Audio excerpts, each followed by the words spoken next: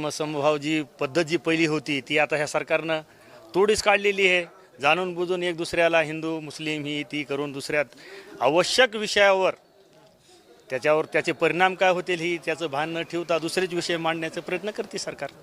काय बीड जिल्ह्यामध्ये काय अपेक्षित आहे सध्या, काय अपेक्षित आहे, कोणते कामं होत हे अपेक्षित आहे? कामं काय जनतेचे कामं व्हायला पाहिजेत ना, त्याच्यामुळे ते नाही होत नाहीत. ते सध्या शेतीवर मालाला भाव नाही, विमा नाही, काही नाही. लोकांचे परेशानी बेहाल चालू आहे सध्या ह्या अजित पवार बीडचे पालकमंत्री, त्यांच्याकडे काय मागणी असणार आहे?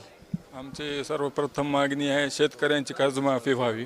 शेतकऱ्यांची अजून कर्जमाफीचं कोणीच सांगितलं नाही. अजून पीक विमा प्रलंबित आहे. शेतकऱ्यांचे प्रश्न आहे, बेरोजगारी आहे, नोकऱ्या पाहिजेत लोकांना. कितीचा पीक विमा प्रलंबित आहे? 2023चा 2022चा आहे. 25% मिळालेला आहे फक्त लोकांना. 20